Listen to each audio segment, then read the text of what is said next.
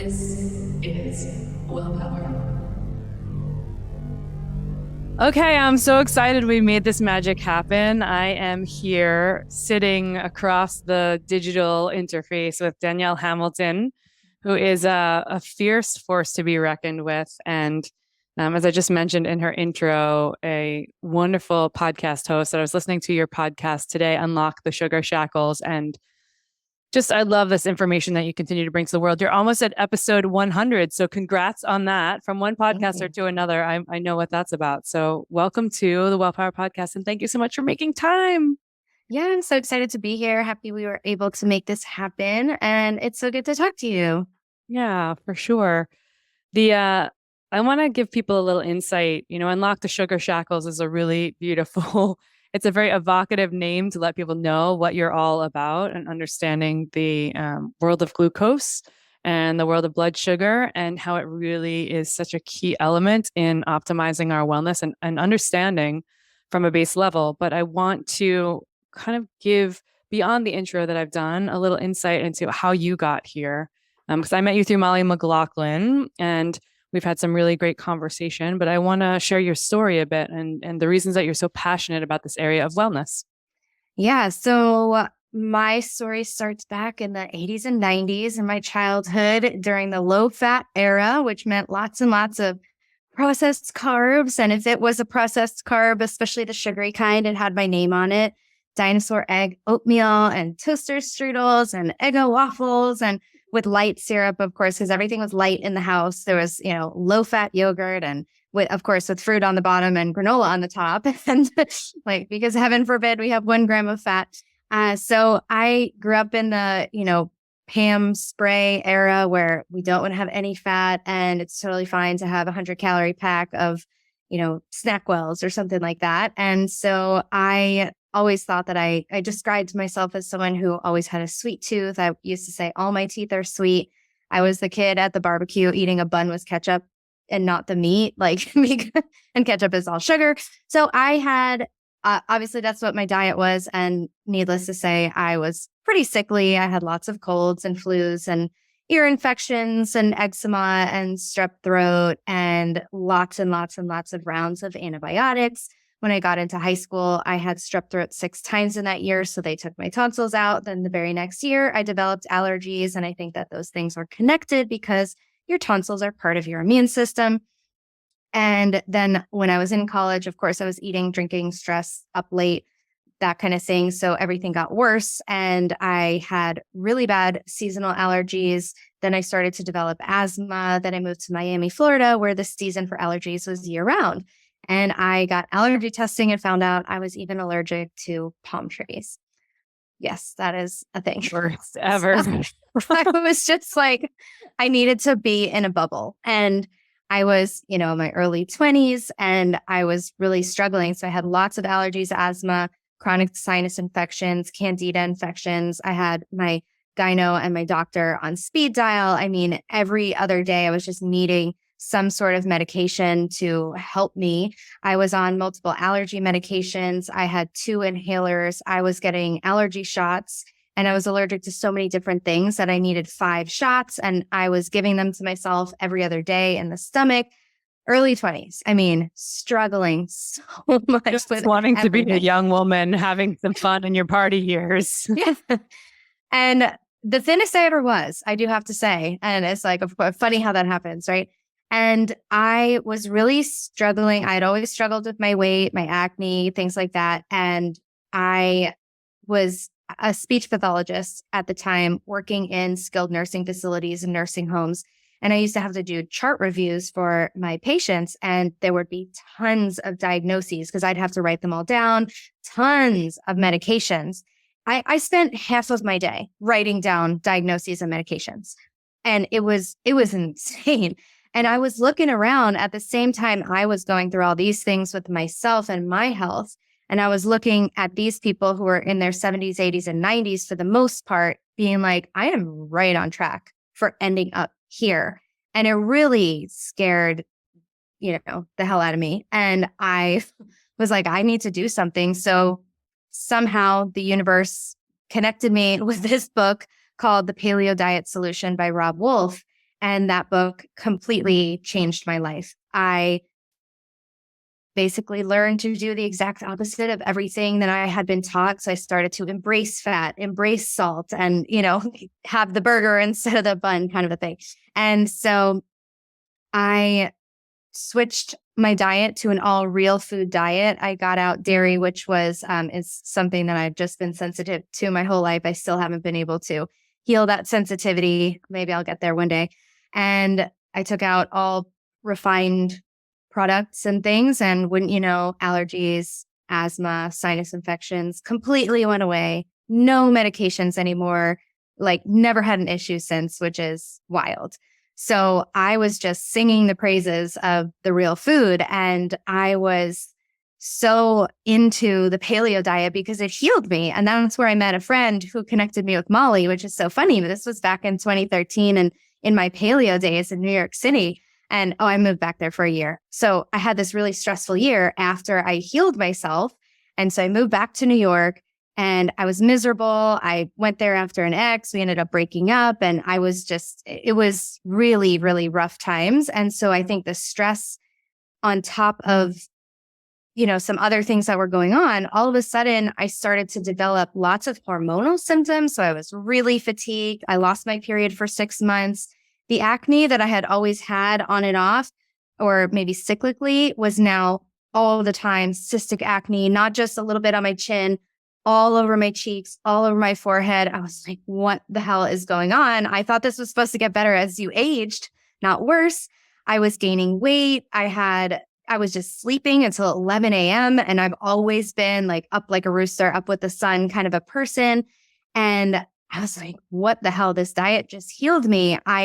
How can this be? Is this making me sick? Like, what's happening? And so I knew that the answer wasn't to go back to what I was doing before. But I, was searching on Google, always learning about my health, always listening to podcasts and things. And I realized that I probably had polycystic ovarian syndrome, or PCOS. And so I looked at the advice back then out there, and it was, don't have gluten. I was like, oh, check. Don't have dairy. Check.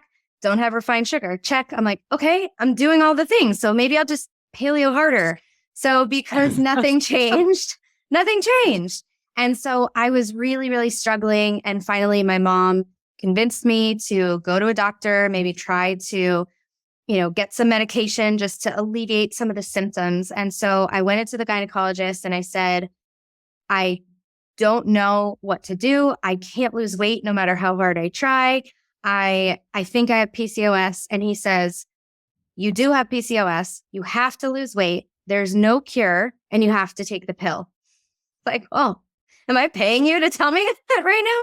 So I walked out of there with the script that he forced me to take. I ripped it up when I got in my car, and I was more motivated than ever to reverse this. So I was still kind of digging around, listening to everything I could, reading up on this stuff. And I didn't really, nothing made me, nothing really stood out. And so I did end up taking metformin and spironolactone that did help. And it should have clued me in that metformin is a diabetes drug, and it was helping me. So I didn't make that connection yet.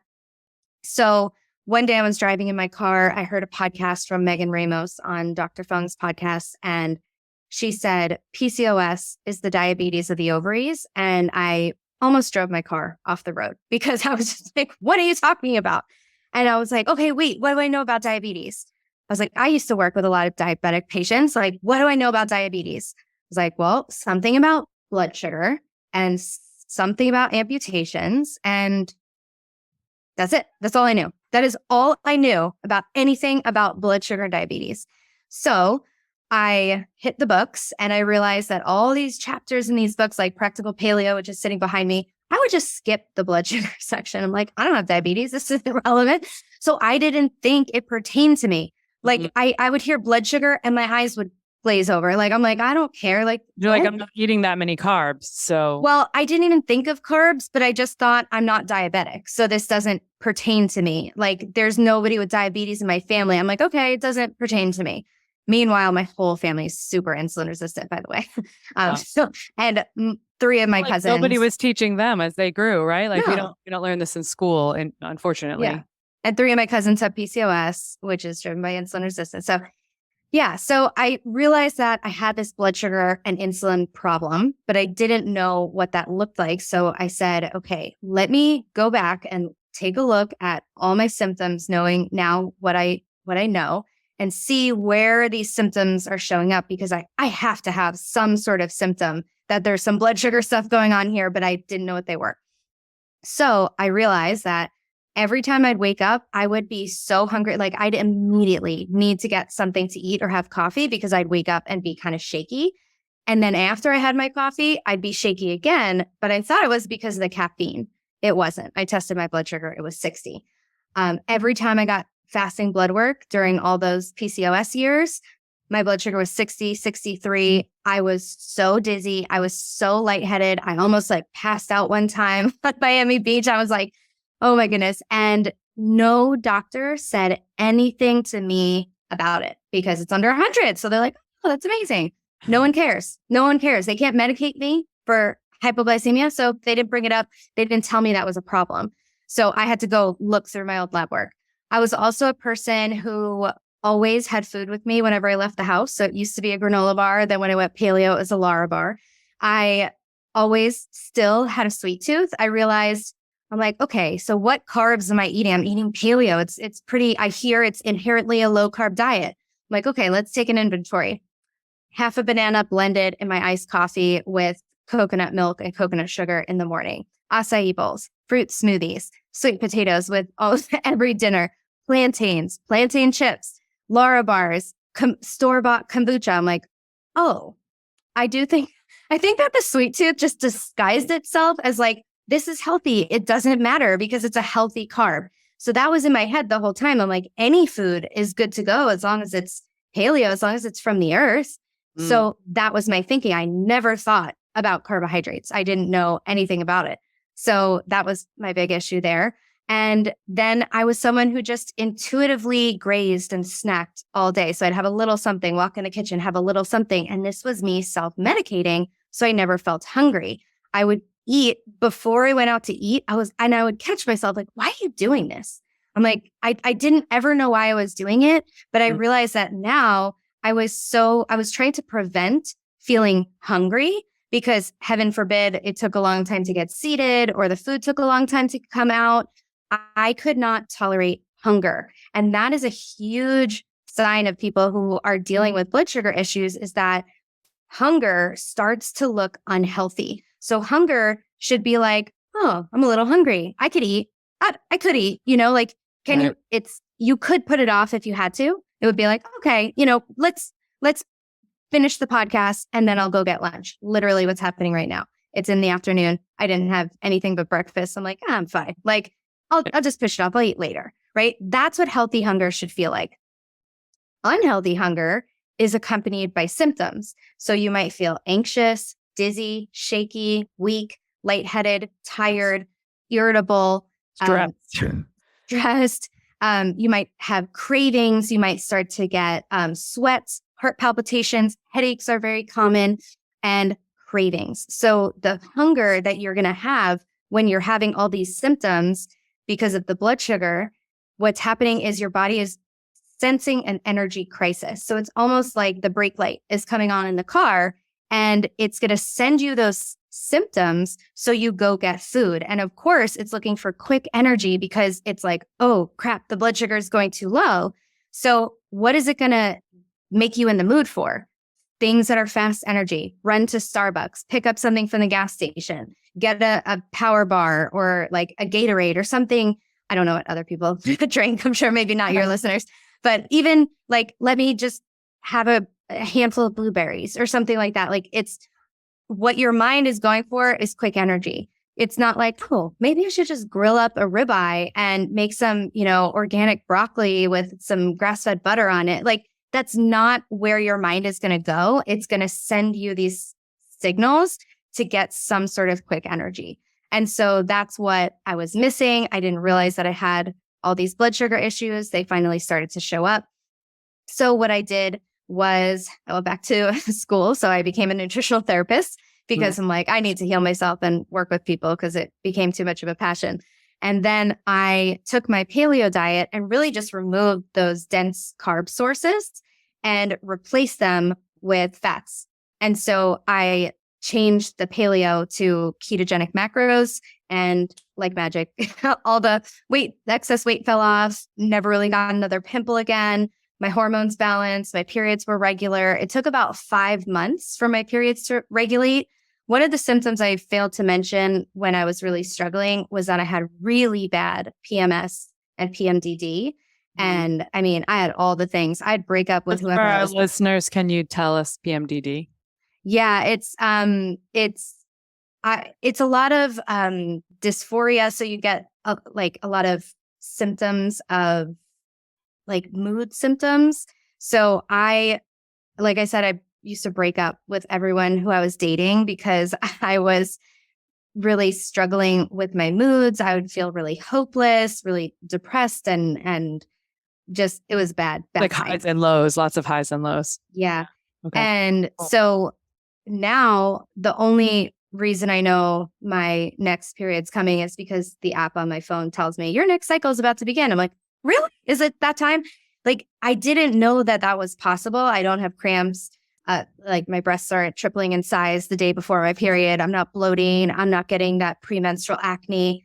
And it's just unreal. The difference or the pain during your cycles, I had no idea that was possible until it happened to me. I just always thought that a period came with pain and symptoms. I thought that was, they came packaged together, but apparently they don't. So and I did a lot of work also on my digestion and adrenals and all sorts of other things as well. And then I was able to start cycling back in carbohydrates because I don't think ketosis is a place we should stay forever. I think we really benefit from cycling things and having variety. So depending on the season, depending on the time of the month. And so I'm not dogmatic about, hey, never have another gram of sugar ever again. That's not what, Unlock the Sugar Shackles is. That's not what it is. We always want to seek balance. So just like how, too high of blood sugar is not good, too low of blood sugar is not good. We don't want to never have it. We need glucose.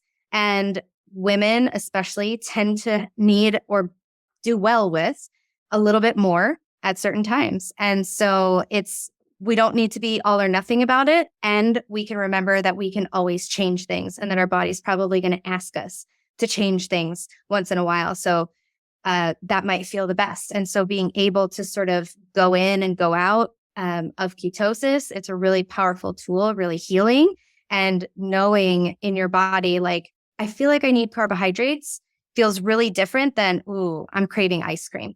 So you get to be really in tune with your body to say, like, you know what? I really feel like my body is asking me for some glucose in the system right now. That is a really different feeling than, oh my gosh, I'm going to bite someone's head off. Like, give me a Snickers bar, right? Like if you turn into Joe Pesci and then you get a Snickers bar and you feel better, you might have blood sugar issues. Yeah. That's my story.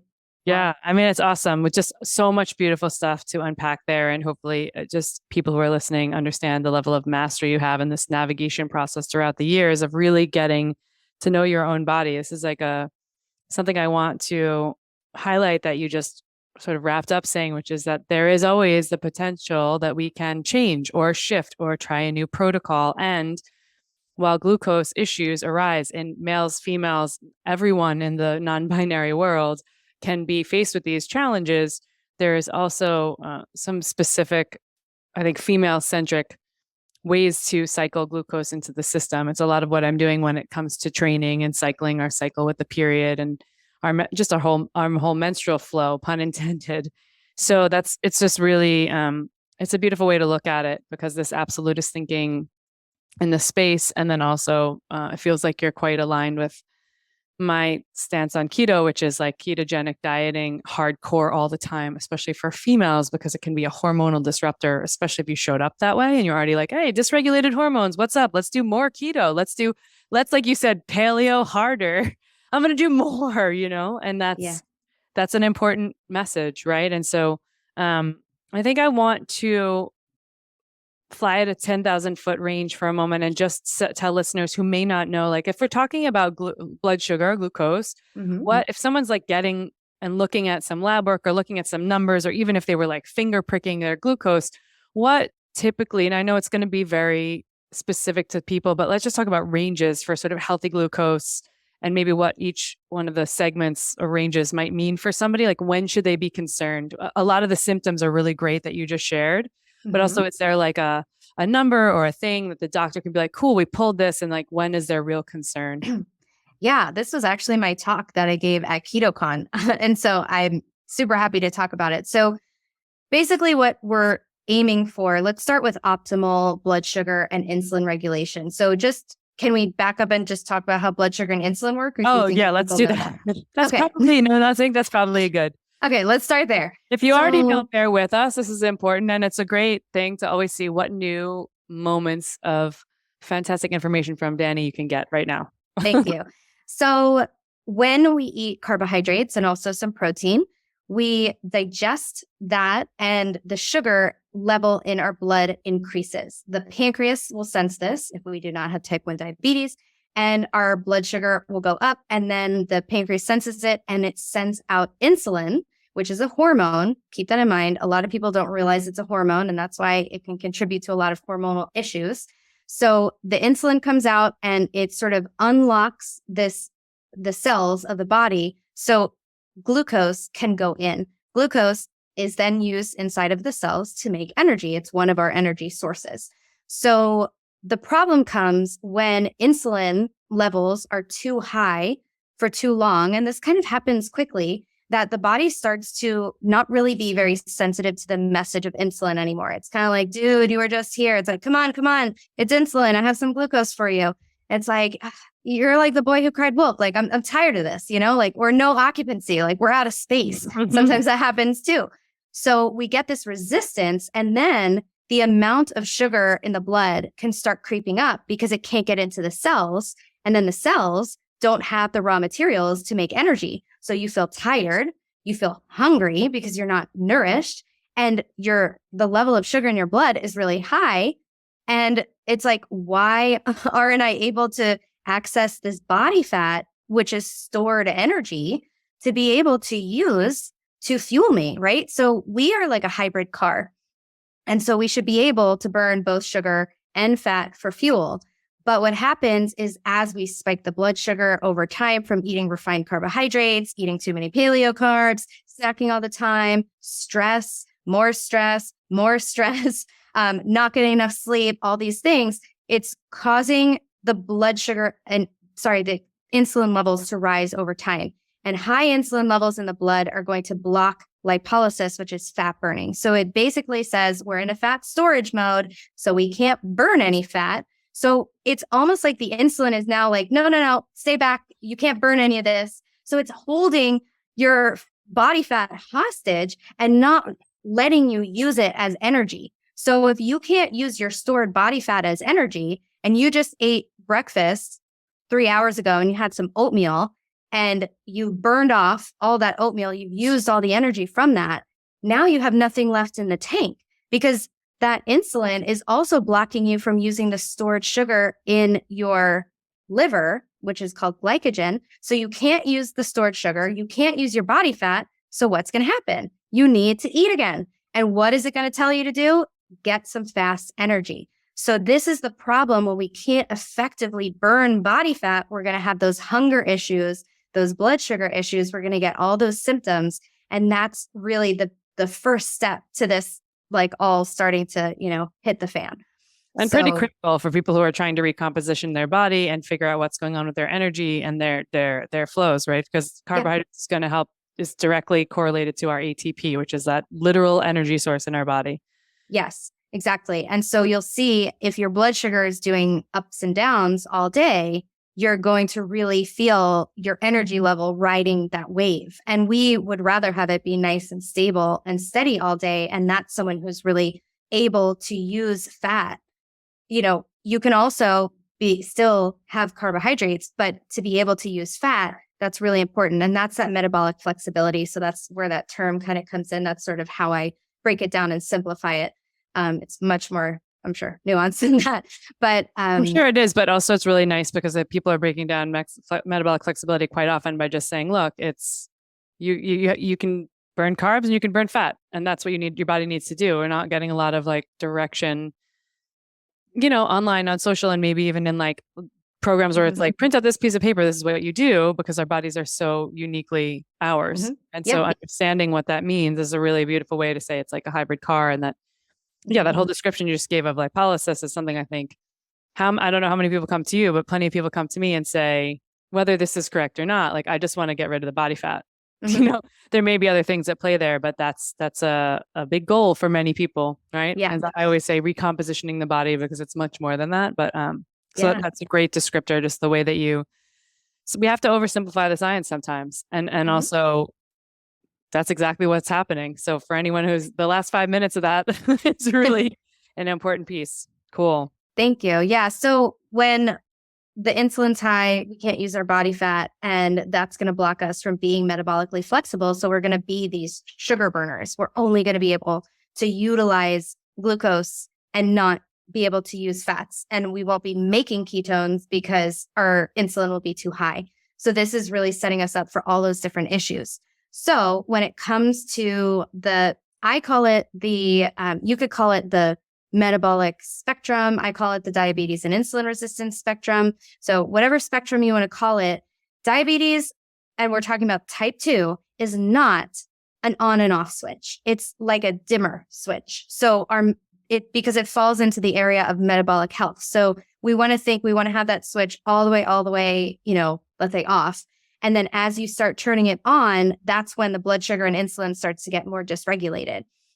And so when optimal blood sugar and insulin, some of the symptoms are that you can burn glucose and fat for fuel. Your hunger's not urgent. You don't experience cravings. You sleep well. You can go long periods without eating. You can lose body fat. You don't need to snack or drink caffeine to keep your energy levels up.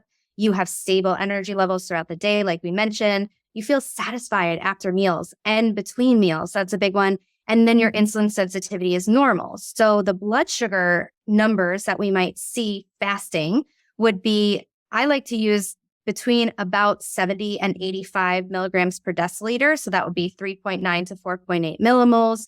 Any number I say in milligrams per deciliter, just divide by 18 to get the millimoles, or vice versa. And so say that again. Tell us the math again. We're not the math again. So any number that's in milligrams per deciliter, which is what the US uses because we have to use different measurement systems on everything. I didn't create this, okay, people? Canada. I know. Yeah. So if we have milligrams per deciliter, you divide by 18 to get the millimoles. So 70 divided by 18 is 3.9. And then which is great because I do so much measurement in millimoles that I didn't even know that math. Like I'm just like, okay, one or the other. I just know the ranges for the separate, but oh wow, yeah, no. Fahrenheit and cold water is no easy measurement tool, so I just know the differences, and now I know. So great. Yeah. So cool. Luckily it's a really easy conversion. I am hopeless with millimoles. Like I cannot ever remember it. I think 5.0 is about 100, but I think that's just the one that I remember. And maybe that's not even right. So that's fasting. And then what we might see on like a continuous glucose monitor is that, your blood sugar kind of stays in this nice tight range. We don't see really high peaks. We don't see really fast crashes down. It doesn't go down too low after you eat something. So there can be a lot of variability because we could see someone who's really active and healthy. So they might have spikes, but they might come down and they might feel okay. But generally speaking, we might see, like I said, that tighter range. So the blood sugar staying between, let's say, 70, 110, 120. For the most part, people generally feel best around that metric. And then the insulin sensitivity, the numbers that I use are from Ben Bickman, who's the insulin king, which is about 2 to 5. And so anything above that, you're going to start to have some mild insulin resistance starting, and then it would just worsen over time. But, if your blood sugar is a little higher, you'll probably need to have a little bit of higher insulin. So if your blood sugar is super high and your insulin is really low, then that's a problem. We would look at, the pancreas potentially may be damaged in that case. So All right. So moving on. Then Also important to mention what you mentioned, which is there are spikes during the course of the day that are healthy spikes. I could take a reading. Even last night I had, we'll talk a bit more about this. I said to you before we started recording, like there is a definitive correlation to my blood sugar spiking in stress. And that could be like a healthy workout, but it also can be like I'm 10 minutes running out the door late to an event or something. And that is self-induced stress. Even if I'm 10 minutes late, it's like deciding for myself that it is. I cannot make the clock go slower. So how can I be in ease even, and just knowing if I leave 10 minutes late, I'm going to show up 10 minutes late, that level of stress with the CGM, with the CGM, I can see is a spike. So there are spikes during the day that are healthy, I think, and unhealthy. And I just want to have you highlight that, or just highlight that you said that, because there are moments when I'm like, oh, an ice bath, for example. I was going to say ice and heat are also going to be other ones that are going to spike you a little bit as well. Even in a shower, I notice my blood sugar always goes up a little bit in the shower. And I have a lot of people with reactive hypoglycemia who can't take showers because it crashes their blood sugar. So, and it hot is or cold. Both. Hot. Okay. I was like, I don't think they've tried. Hot shower feels like I want to fix that for them. I know. Yeah. I had a student who was like, she's like, do you have any tips for taking showers? I was like, I really don't know what you're talking about. And she's like, my blood sugar crashes every time. And I've started to hear that a lot since. And I'm happy to report she can take showers with no problem now. Luckily. Working on baseline, right? Okay, cool. Yeah. Okay. So then the early stages of blood sugar dysregulation, this is really what mainstream medicine misses. So one of the many areas in blood sugar that mainstream medicine misses. And this is where your hunger is going to start becoming increasingly urgent. So you're going to get hangry. The hunger is accompanied by those symptoms I was mentioning earlier. You may have cravings. Your sleep might start to be disrupted. You can't skip a meal. You might be grazing, snacking, having caffeine and energy drinks to keep your energy up. You might have the swings or dips. Maybe you're starting to get PMS, hormone issues might be starting. Maybe you're gaining weight, a little bit hard to lose weight, headaches if meals are delayed, brain fog, difficulty concentrating, that kind of thing. So this would be someone who has a fasting blood sugar potentially, like this is not set in stone, but go by the symptoms mostly and then the numbers secondarily. But fasting blood sugar between about 86 to 99, which is, I was totally wrong with the 100 and the millimoles. Okay. 4.9 to 5.6 millimoles. And so this will also have early or mild to moderate insulin resistance. So the insulin resistance is starting, progressing, and that's going to be driving that blood sugar up. And then we're going to have all these issues. Okay. And that's where you're going to go into your doctor and they're going to test your blood sugar and it's going to be 95 and they're not going to tell you anything about it. And you're going to have all these symptoms and you're like, I think I have something wrong. And they're like, no, you're fine. And I see this. What are they doing? They're doing a simple day finger prick, right? And it's like one moment in time where it is in a range that is super wide to take into anybody who's relatively healthy, relatively being the important word there. Right. And it's also, it's like a snapshot in time. It's not looking at, what's happening after meals, and they don't take into account symptoms. And personally, I think that it's because there's no medication that any doctor can give you at this stage. There's nothing they can do for you at this stage, right? So you have PMS, I don't know, take Midol. You're starting to gain weight. They're going to tell you exercise and eat less. You're getting dizzy and anxious. I don't know, take an anti-anxiety med. They don't have anything that they can give you at this stage because they can't give you metformin because your blood sugar is not high enough yet. So they're out of tools. So I think that's why these people get missed a lot. So then I have bigger fish to fry with Harry, who came in, who's like 140 all the time off the charts. I got to do something about him. And we are in a society, sadly, still that is, how do we fix the problem after it's arisen versus mitigating any symptoms or mitigating symptoms so that the problem never arises, right? Preventive care. Yeah, exactly. Yeah. So then there's hypoglycemia, and not everyone passes through this stage, but a lot of people experience issues with this. So the fasting blood sugar might be really low, like mine was 60. It might be lower than that, which so below 70, which is 3.9 millimoles. it might be normal or the blood sugar might be high, and you can still experience feelings of reactive hypoglycemia or hypoglycemia. So like I said, not everyone passes through this phase. Not everyone experiences the feelings of the low blood sugar. Some people's blood sugar just keeps ticking up and it just goes really high and it never comes down, right? But some people, a lot of people are experiencing these dips, a lot of crashes, things like that. So these would be blood sugar crashes throughout the day or night. Waking up with a pounding heart is very common. That's not an anxiety attack. That's a blood sugar crash. I had a student who said that used to happen to her a lot. And she would wake up also feeling anxiety. And she was on 5 medications for anxiety, bipolar meds. And in my blood sugar program, she weaned off all of them. And she's like, I wasn't having mental health issues. I was having blood sugar problems. And she slapped on a CGM. Her husband is a type 2 diabetic, slapped on a CGM. And her blood sugar was going down to 48 in the middle of the night. And she's like, wow, putting together all the pieces. So yeah. And then these people may need to wake up and eat or eat before bed. You might have, and then this is important. You may have perceived blood sugar crashes. Like you feel like your blood sugar is crashing, all the symptoms, dizziness, shakiness, all those things in normal or high blood sugar ranges.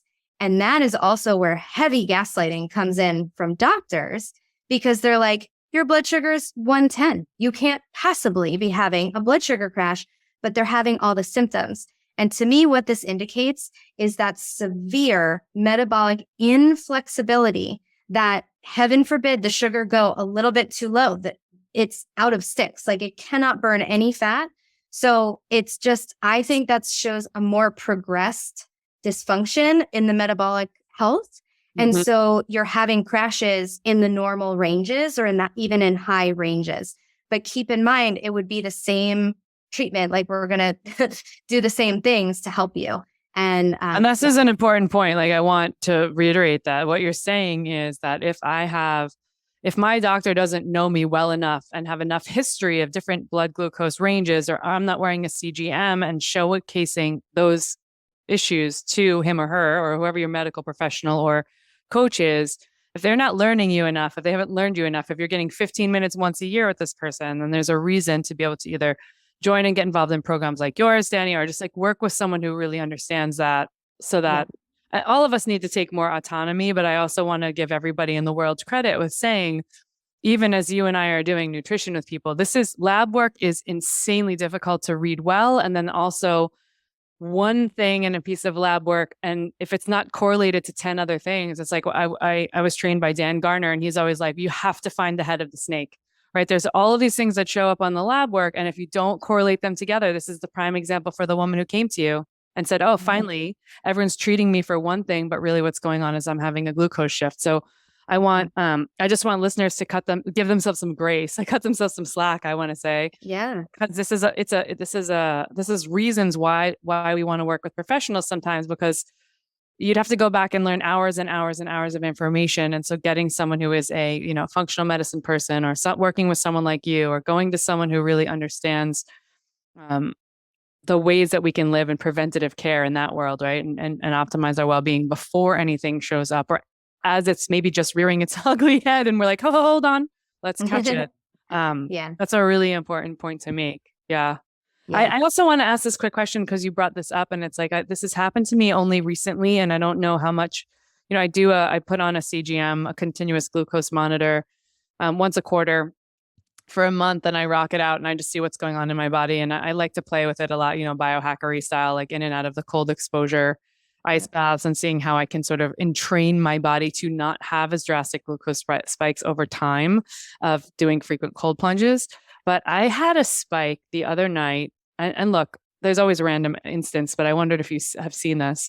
That was like in the middle of the night of sleep, with no extracurricular activities, no heat spikes, no overtly cold, different than I'm using with my Chili Pad on the bed or my Doc Pro on the bed. And I had a spike that was like sitting from a normal range going, I want to say it was like 130, 133 out of nowhere in the middle of the night. Like, is this something to be, is this like, maybe I had a dream that really like, I have just never seen that happen to myself. So it didn't dip first. it didn't dip first, relatively even, like it's staying within like, 5 or something. And it's a pretty flat line.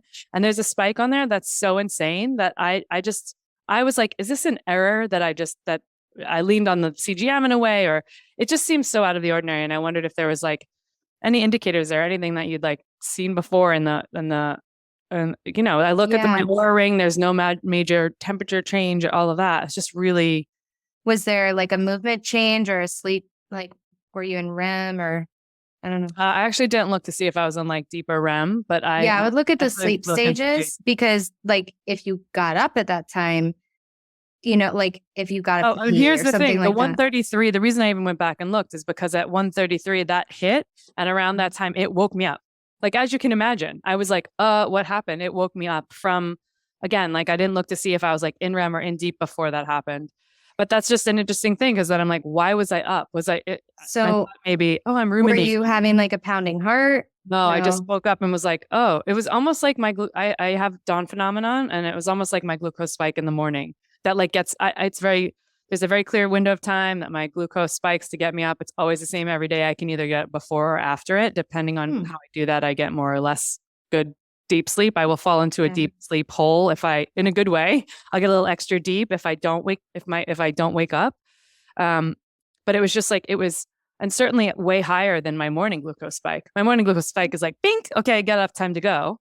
And a little cortisol with it, what's happening. But like that spike was insane. So might have just been a blip on the screen, but also it was really interesting to me. Like I was haunted. What just happened? Because I've never really seen that before. I was haunted. I'm like getting more and more into energetics, and I'm just like, what was I visited by a multidimensional being? Well, if there was a dip before that, which some people might see, is that what likely happens is that you had a blood sugar crash and your adrenals needed to step in and sort of raise your blood sugar in an emergency. And so it does that by pumping out a bunch of stress hormones, which will give you that spike in your blood sugar on purpose, because that's a life-saving mechanism. So I don't feel like it was that, but yeah. I'm aging, girl, so I got to ask you. I'm like, is this what my future holds? Like what's happening? I don't know. This is also the beauty of the interesting piece of like long-term, right? In one question, you can't say, here's your prognosis, but the long-term tracking, I think this is why it's important. So I want to make sure I didn't cut off anything else you were going to say, but I do want to talk a little bit about like what tracking mechanisms from all the way from the most basic, like intuitively to, wearing a CGM or other tracking mechanisms, finger pricking, or like, do you have preferred sources? What do you think is a healthy way for someone to kind of, if they're gut checking what their health professional is, or they're maybe not fully in I have the queen of insurance and have everything I need. Like, is there a way for people to do some self-study, and like, what would be your preferred methods? So I really think that it's important to test your insulin, test your fasting insulin, because that could be rising for years before, I knew the cat hair was there. Sorry, I just pulled the cat hair off my face. And so the insulin could be rising for years before we ever see a change in blood glucose. And this is really important. So, and then a lot of that hypoglycemia is coming from too much insulin, oftentimes at meals. So we don't have a continuous insulin meter yet, which is unfortunate. And I don't know if the technology will get there, but at least we do have some at-home insulin testing, which is great. So I use a company called SoWell. Oftentimes doctors, like, go ask your doctor first, use your insurance if you have it, for sure. A lot of doctors refuse to test insulin. It's just like, are you serious? Like, why won't you give me this test? So that's why I say for people who either don't have a doctor, don't have insurance, or get refused, that you can fall on this backup. And so specific insulin test. It's testing glucose as well? It tests glucose, insulin, TSH, that one's going to change. HDL, LDL, triglycerides, vitamin B. They're going to change the TSH to do, and the B12 to be vitamin D and CRP, which is going to be great. So I like that. Yeah, I like that shift actually. And they're going to have some different. It's not enough for women. Not enough. Like, we need the rest. I know. It's just like, oh, let me see a picture of your baby. It's like, you could just see the eye. Like, that's not helping. Like, oh, beautiful eye. Like, I don't know. It's a really, really strange analogy, but it's like we can't see anything that's happening by just looking at TSH. So yeah, I love that shift. It's a relatively inexpensive thing. Is it a home test or do they have to go to It's a home test? Home test. Yeah. My code is Dani10 for 10% off if you want it. I love the company, and they're making different test kits. So they're going to be, maybe just an insulin. So maybe you want to do the full one first. And then, in another 6 months, you want to do a test and you're just testing the insulin. They're going to have a bunch of different options. And I really like that, direct to consumer. So we don't have to go through the red tape. And personally, I think that doctors are not agreeing to test this. And of course, they're not testing it on their own. So you really have to ask, unless your doctor is, a naturopath or like very forward thinking, they're not going to be testing this, or unless you probably have some like insulin tumor, like if they think that you have that. But I don't think that they test it because I think that they don't know how to interpret it. And there's no drugs they could give you for high insulin. And I think that they're just unfamiliar with what it means, and they can't bill for it properly. So everything is, really, the insurance companies are really locking doctors in to practicing how they do. And so it's not only doctors. Doctors are just inherently bad people. It's the whole system. It's the whole system. The whole system sucks. I'm calling out doctors, but like, it's not their fault. I'm sure they got into this to help people, and the system sucks. So they're not helping a lot of people. With chronic issues. When people are talking about paleo and keto and hormones, and when I talk about hormones, I predominantly mean sex hormones, right? Men are all like, what's going on with my T-score? Women are trying to figure out what's going on with the wide array of, it's all sex hormones that we're trying to figure out. And, it's just, I think that this is the thing that is more important than most of those tests to look at first. And even when they're prescriptively looking at what makes sense for I hate the word diet, an eating lifestyle choice for the clients I'm working with or the people you're working with, it's like getting an understanding of what is happening within our glucose is everything. This is why I wanted to have you on the podcast, is because I really believe that like we've missed the mark in so many ways about the way we're educating ourselves, the way that we're looking at the effects of insulin and glucose in the system on the whole system, right? It's like you said, it's quite often people are saying, okay, well, I'm not diabetic. Like even you were like, I'm not diabetic. It's not an issue. My dad was highly diabetic. And for a long time, I was like, well, it doesn't really matter, because he was like eating White Castle for a number of years before I got my hands on him. And he was having a high stress job and working late and having tough sleep and sleep apnea and all these things, and lived most of his life probably 75 plus pounds overweight.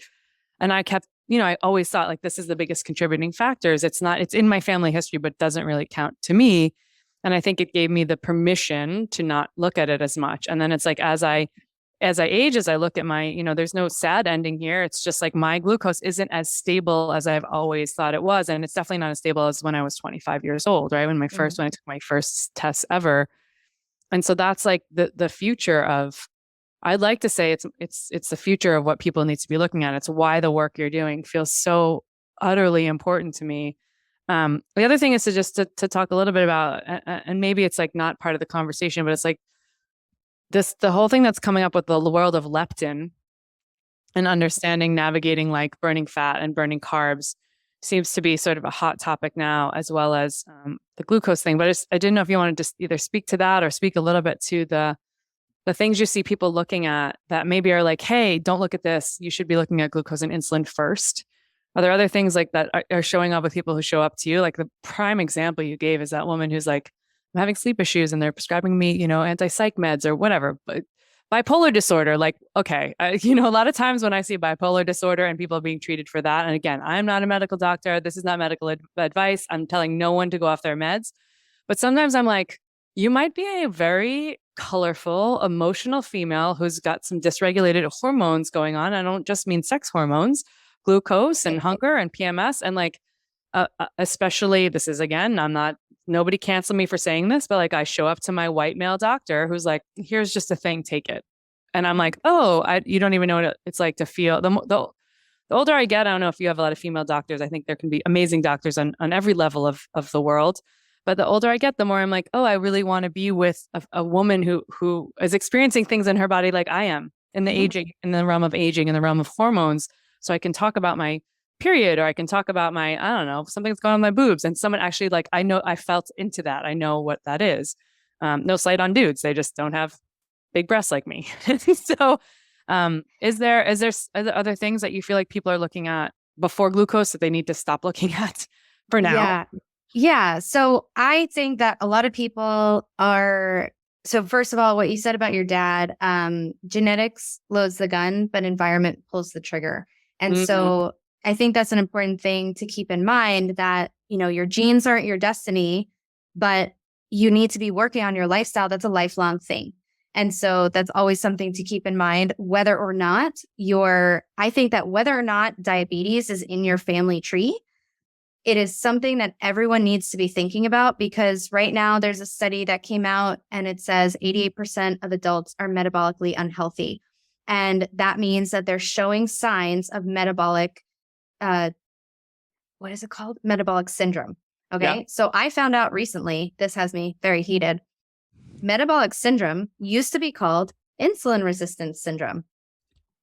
I'm like, are you kidding me? We took away the word insulin resistance, which something that people might know a little bit more, not that they're going to know more about it, but it might be like, oh, hey, maybe we should test their freaking insulin. They don't even test the insulin. The correlation to the thing it is. Yes, it's the cause. Like it's the head of the snake. It's the head of the snake, and we're not talking about it. And it's like, oh, you might have elevated glucose and a bigger waist circumference and high blood pressure and elevated cholesterol. And no one's talking about insulin. And that's a big problem. So the 80% of people to make people feel better, we have this big culture of like, let's make everybody feel better by naming everything something that's so remotely odd and positive sounding, or in a way that's like that much better than what the cause is. Or is this medical community being like metabolic syndrome encompasses a lot more? I don't know. My mind might tend towards like a conspiracy. Might say, hey, okay, if it's called insulin resistance syndrome and I go to my doctor and it's like, oh, you have insulin resistance syndrome. Oh, well, what's my insulin doing? Like, oh, well, we don't really test that here. It's like eradicating, question and answer. With that's what I feel like. Yeah. Like, should I take more insulin? They might say, how do I get less insulin? Yeah. Like, how do I spike my insulin less? Or like, how do I lower my insulin? There's no drug that can lower insulin, only drugs that can lower sugar, but they often worsen the insulin because they're insulin promoting drugs to force down the sugar. And like, I saw a post today that says giving a diabetic, a type 2 diabetic insulin is like giving an alcoholic a cocktail to try to make them better. It's like, it doesn't make it better. Like it's obviously if your pancreas is given out, you do need insulin, at the end. Type 1 diabetic. Like this is certainly what we're talking about. Type 1 diabetic. But if you're type 1 diabetic, you need to be having a medical professional supervise you. And there are plenty of things you can do. And also it's it can be a long-term diagnosis. Yeah. Yeah. But I think that with that 88%, these are the people whose insulin resistance symptoms are so progressed that these people are now they're overweight, they have poor cholesterol numbers, their blood sugar has gone up. What about in that 12%, all these people who have these early stages of insulin issues that we talked about earlier? So all those earlier people, so in that 12%, how many people actually have really good insulin and blood sugar? 2-4%? Like that's my guess, is so small. So this is relevant for everyone. I think everyone needs to be it's not enough to think I need to eat healthy and I need to move my body. You have to, and your audience, like sleep well and whatever, do the biohacks. Like you have to think about your blood sugar in order to not have it progress and get worse. Because even healthy foods, as you can see from my example from paleo, like if you're not careful, it's, these and foods, especially if you're eating anything processed, designed to be hyper palatable, the fruits have been bred to have more sugar. Like my shirt right now says, just say no to naked carbs. So that's one of the blood sugar tips. Don't eat a carb by itself because that's going to spike your blood sugar and crash it. We want to eat it with fat, with mostly protein, and then maybe some fat and some fiber from veggies. So having your carbs last, walking after meals, not having the processed carbs and going for the unrefined carbohydrates. So earlier offline, we were talking about cassava flour. It's still been processed into a flour. It's going to spike you more than the cassava root will, right? So thinking about taking out these things, wearing a CGM, seeing what spikes you specifically. And I'm not saying that our blood sugar should be flatlined. That is not what I'm saying. There are, athletes, we're exercising, we're doing cold plunges. Like there are things that are going to raise our glucose, and we don't want to over monitor it and over, obsess to death. Overanalyze, yeah.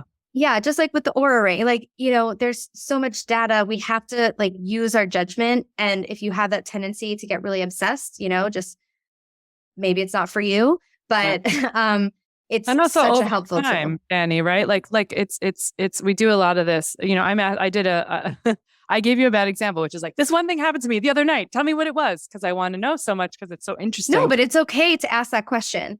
And you bookmark it and say, let's see if this happens again. What's the trend? Yeah. So like the long-term trend is like, this is like the patience of progress. Like, how do we be patient to say, this is, wow, curious. What did I say? A lot. I do the Jocko Willing thing with a lot of people where like some shit happens that's probably like classified in our minds as like, well, that's not good. And then I always say, good news. We get to lean into this adventure of saying, well, that happened again. And now we have awareness. And like, how do we make it a joyful process, which isn't always easy? We're such coaches. We speak the same lingo here. Yeah, it's like, it's an opportunity. How cool is this? Yeah. How amazing. That crazy shit just happened to you. I have no idea. Yeah. And then cassava is a big thing. Like that was the two biggest pieces of my puzzle that I learned from. And, there's plenty of CGM companies out there. I don't know if you're aligned with any of them or not, but I think it's like, if you can get access to it and it is within your budget to try, I know there are people that love to pop a CGM in. We're talking about non-diabetics here and like wear it all the time. And that's great. And mostly those are biohackers. I don't think that there is any need for someone to pay for a CGM for 12 months or get into a program that's like forever and a day. I think that like for me, once a quarter is really a beautiful opportunity. And maybe if you feel like you've worn it once and things are pretty stable, then maybe it's twice a year. But just even getting an access to it and trying it out is a great way to kind of see what happens in the body, and very different than the years of me finger pricking ketones and glucose over and over and over again. Number one, the tips of my fingers were like, stop.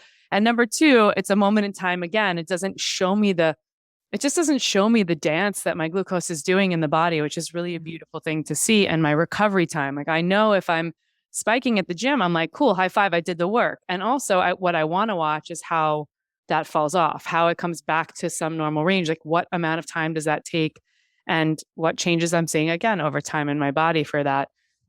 It's all about is really feels critical. And so like why I love this conversation. Perimenopause, menopausal, I just want to touch on this. As men listening to this, they all have women in their lives. There are women listening to this who come to me a lot where, for like the examples that I spoke to you about, that like cassava, which is great because I always thought, well, 5% of some of my intake, I can use cassava for my grain free. And the reality is no matter how much I want it to not be the case, that for me as a bio-individual response, my glucose goes nuts with anything that has cassava flour in it. So I kind of have lost those items, and better that I know, right? Because then I can course correct. And the even bigger thing is for me is stress. So quite often self-induced stress. I mean, it is environmental, but many times I can use the tools that I have, like breath work, like meditation, like getting outside and walking in the backyard for 5 minutes to take, a what do they call it? A Pomodoro break. Yes. It's just like thinking in the education and having a moment to just off gas some of what has built up in my body.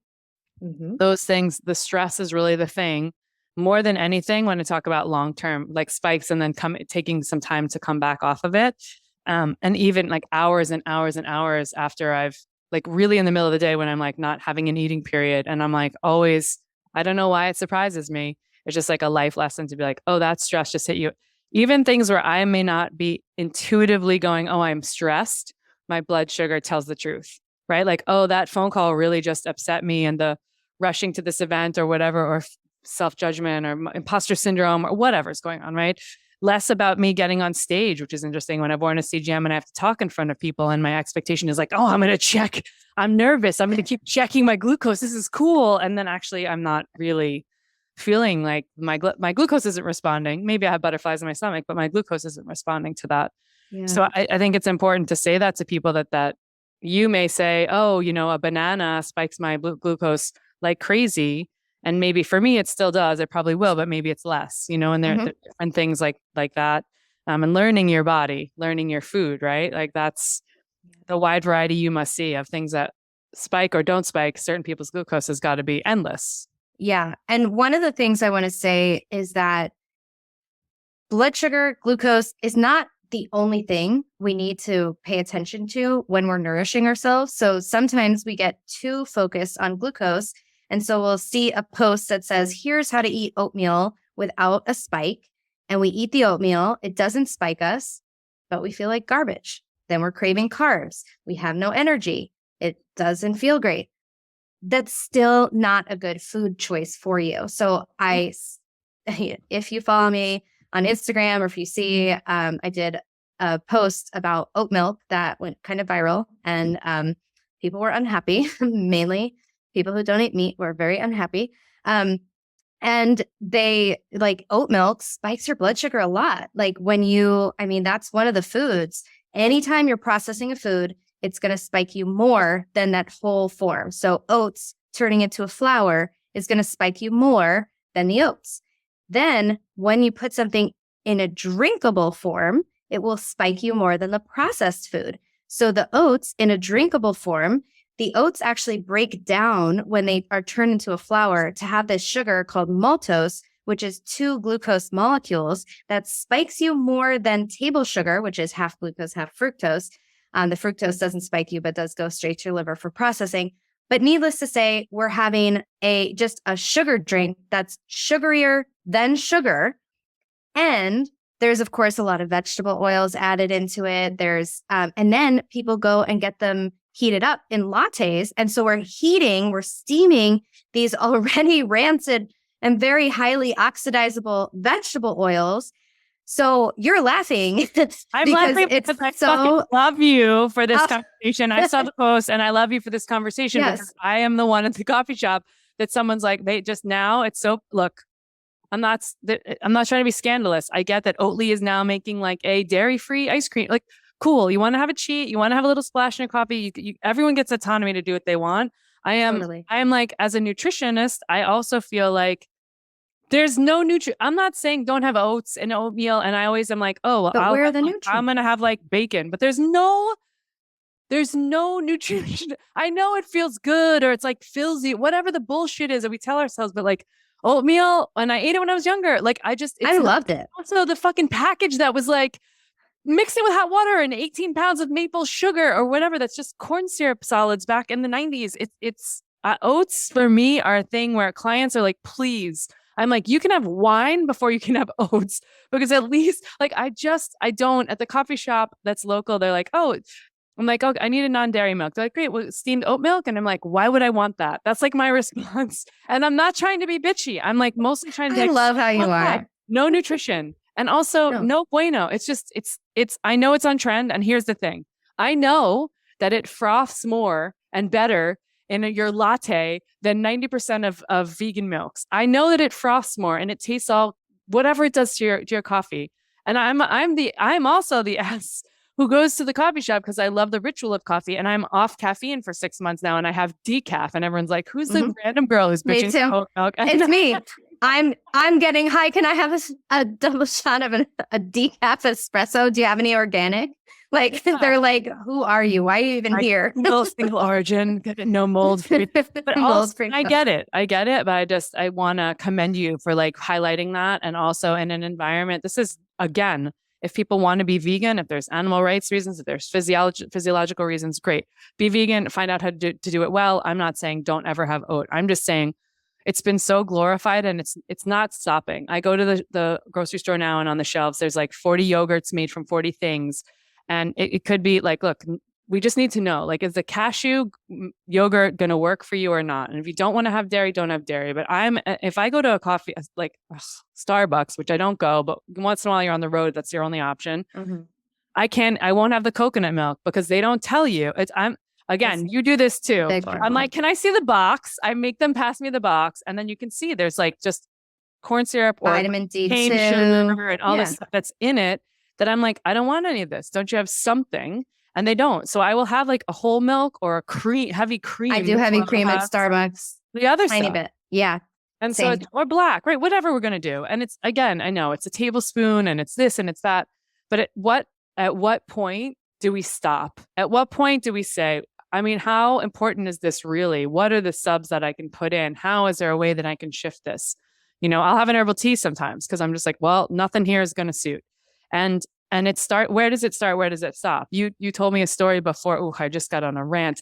But you told me a story before we were talking, this beautiful story just about, cool, like you're having this electrolyte drink and it has stevia in it. And that, like, yeah, when you look at the research or you look at the general population, there are sugar substitutes or sugar alcohols that spike the blood sugar less. And also, I'm like you. I can't put down. I have to I have a vice right now, which is like the Lily's dark chocolate, no affiliation, caramels. It's just not great on my teeth, not great on my body. And if I have a bag and I have it over a couple servings, I live like a drug addict and it has no sugar in it. All I want to do is like, when can I take a 15-minute Pomodoro break to drive to Whole Foods to pick up these weird caramels that aren't even real and eat and no nutritional value? Because and so assessing myself and calling myself out. And we need to do that sometimes. Like this, I don't know if people show up like this to you, but people will say, intuitively, I felt like I needed to eat that pint of ice cream. My body just needed it. And I want to say intuition is important, especially in women understanding their health and well-being. But intuition can also just be a sub word for craving or emotional eating moments. And if you want to say to me, I was emotional and I understood it wasn't great for me, and I went and I got this pint of whatever ice cream and I felt better, or whatever it does for you, go ahead. And also just let's be honest about what we're doing it for. And let's say, okay, I would like to do that less in the future if that's your goal, right? So kudos to you. Everyone go, what's your Instagram handle? Say it out loud on this here. So people can Danielle, go post. It's Danielle Hamilton Health. It's nice and long. So people can find good you. luck. Yeah. And so nice on the oat milk posts. Okay. If people are, I love a troll. And also sometimes I'm like, are you kidding me that you just made that comment? Like, Yeah. So I've, growing a thicker skin, helping Molly with this as well, our mutual friend. But it's hard. It's hard to put yourself out there and say something that a lot of people, like, it has such a health halo. And when I did a podcast episode on it too. So if you like podcasts and you're not an Instagram person, you can listen to me talk about everything I said on the post there. But I did an episode because I really wanted to just be able to talk about it. But I wanted to talk about something that is against the grain. And I said on the podcast, whoever's been doing the marketing for oats, I was like, my hat is off to you because you have done a phenomenal job. Like whoever did the oat milk, or just oats in general, their marketing, can you please come see me? Because market me. Would love to work with you. Best marketing, I feel like, ever, because there is such a health halo on oats. And meanwhile, let's talk about the fact that it's sprayed with so much glyphosate. So all of these oats, if you're not getting an organic oat milk, chances are you're having a ton of glyphosate, which is obviously not good. It's a monocrop. It's not good for your gut. There's avenin is an anti-nutrient that's in oatmeal that a lot of people, it sort of mimics gluten. So if you have Hashimoto's, if you have gluten sensitivities, the oats often share the same machinery. So we need gluten-free oats if you're gluten sensitive. So there's going to be gluten in a lot of people's oat milk. So, obviously there are some brands that are way better than others, and they're just oats, and it's just oats and water, and it's organic and whatever. Obviously there's tiers to this, but is that a food that is going to help you reach your goal of health? Or what is your goal? Yeah, So I think that we need to come back. Yeah. And I think that it needs to come back to, what is your goal? My goal is to feel good so I can be the best, nutritionist, coach, wife, friend, daughter that I can be. That's my main goal. So once in a while, will I emotionally eat some ice cream? Yeah, I'm human, but is it something that I practice all the time? No, because I know that I need to lock it up, because that's really pushing me further away from my goal. And we all have those moments. We all have those seasons. And so it's not about beating yourself up. You're not a bad person if you consume oat milk. No food will make you a bad person. And I think that there's too much anti-diet dogma that they swung the other way. And they're like, no, you can't put any restrictions on foods. Like, this is giving people eating disorders. And I do agree that some people have eating disorders, and, some of this, over tracking and things can be triggering for them. But that's not the majority of people. The majority of people, 88% of them, have insulin resistance and they're struggling. And so it's like, how can we get people to look at food and say, what's this going to do to my body and my blood sugar? How is it going to make me feel? How is it going to be impacting my long-term health? Because our blood sugar affects every single cell, organ, and physiological process in the body. It affects how we feel at every second of the day and has huge impacts on our long-term health. So it's really just something that you want to dial in, you want to control it, or it's going to control you. Yeah, great. It's so incredible. And I always say to people, mic drop. But I always say this to people also, that if you want to understand how much blood sugar controls you, start watching little kids under 3 to 5 years old, and sugar, and how that navigates every bit of their emotionality and sleep and behavior and everything, because we're not far off from that. We've just learned how to manage the response, right? We've learned how to layer on some shit that's containing ourselves as adults. Totally. We won't have a breakdown where we're screaming and tantruming on the floor, but it might happen behind closed doors, or we might take out our frustration on a spouse or on our kids or something like that. It comes out in different ways. It might just be crippling anxiety, instead of, oh, I'm feeling shy today. I want to cling to my mommy's leg. It's crippling anxiety. I can't do things. So I see it come out a lot in self-hatred. Just to put it really bluntly, I work predominantly with women, and we have a lot of female clients, you and I, but I see it come out in a lot of that expression of lack of self-worth and self-hatred. I know we need to wrap soon, but I have 2 questions I want to ask you. One is a little bit of a short and sweet, maybe biohacking vibe question, which is, is there a specific supplement that you think is a really supportive supplement in this, in managing the glucose response, or is there a practice that you have? You spoke about postprandial or post-meal walks, which I do love. But is there something that you feel is not as popularized as that is a good glucose manager? So berberine can be really helpful. I also like dihydroberberine, and I do like apple cider vinegar or Good Idea before meals. So Good Idea is a bubbly water if you hate the taste of apple cider vinegar, or you want something that's a little bit more socially appropriate. So you're going to a party or a barbecue or some fun event in Austin, and you're not drinking alcohol, and you can have Good Idea, drink a third of it before the meal, drink the rest of it during the meal. And this will help lower the blood sugar response 20 to 30%. So you're out, maybe you're not being super specific with what you're eating. You can have a little bit more flexibility there. And so that you can bring a 6-pack or something to a party. Yes. Oh, that's great. Yeah, it's so good. Yeah. So those are good ones. Inositol is good too. And honestly, when I work with go slow with inositol. It gives me interesting gas if I go too fast. Interesting. I've never. But for me. Okay. Good to know. And I really like working on fat digestion with people and optimizing all steps of digestion, stomach acid, pancreatic enzymes, and especially that bile flow, because you can't stabilize your blood sugar if you can't digest and absorb your fats. And that might show up where you might be running to the bathroom after a fatty meal. You might have chronic constipation. You might have dry, itchy skin, headache over your eyes, stools that are light or clay colored, stools that float, greasy or shiny stools. So those are symptoms of poor fat digestion, just some of the many. And you might have intense cravings for sweets. And that's because you're not absorbing these fats. So I really dial in digestion because that is the number one healing priority of the body. If we can't digest, we can't get nutrients. Yeah. Are you using a specific pancreatic enzyme? No, Formula? I like Digestive Enzymes Ultra by Pure Encapsulations. I like Critical Digestion. So there's a few I use in my practice. Oh, love it. Yeah, I use a lot of Bioptimizer stuff that is crossover, but I think there's, as long as people are being responsible about looking at the brands and not just randomly buying at CVS or Amazon. Yeah. CVS stands for Consumer Value Store. You get what you pay for, people. And then, so that's super helpful. I think that's like a mini list of things for people to start to do to really check in on this. And then the last question I always ask on the podcast is if you could go back to your young teenage self and give yourself some advice about defining and refining and bolstering your power for wellness.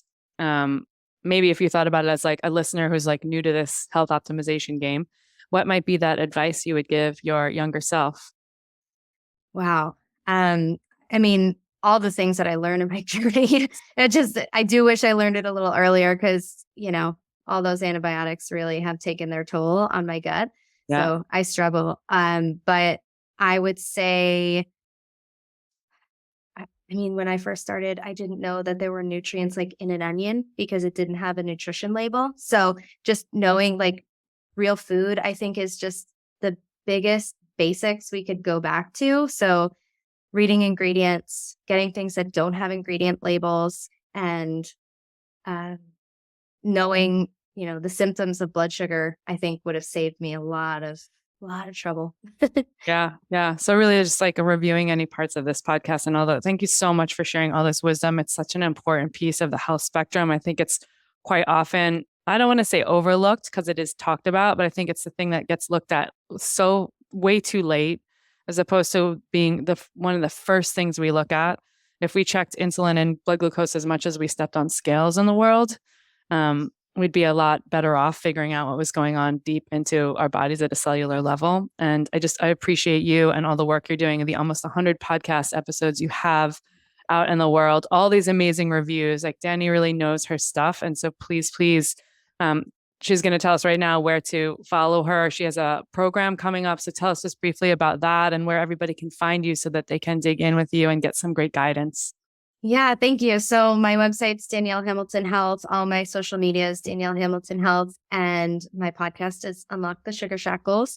And my program is called Blood Sugar Mastery. It's an 8-week program. And we're just about to close enrollment this Friday. So I have a feeling that by the time this episode comes out, we'll be opening a wait list for the next round, which will probably be in November. So right in time for the holidays to kind of dial things in and get a good hold on feeling good so you don't spiral. Yeah, that's that awesome. Could be really important. It will be about a month before the November date. So that's perfect timing. Yay. So let's get people over there to check it out. Let's get people to go dig in and find your Oatly post. I'm going to go rock up some commenting on it today. Your oat milk post. Look, I'm already calling out brands. Sorry, love you. And I just, I feel like you're a dear, dear friend and I continue to get to know you. And I want to keep more on this train of women in the world of biohacking, health, and well-being. And just thank you so much for sharing your wisdom with me today, educating me, educating the audience, and just rocking out some time with Wellpower. Yeah, love it. Thank you so much for having me. It's been so much fun. Okay, great. Appreciate you.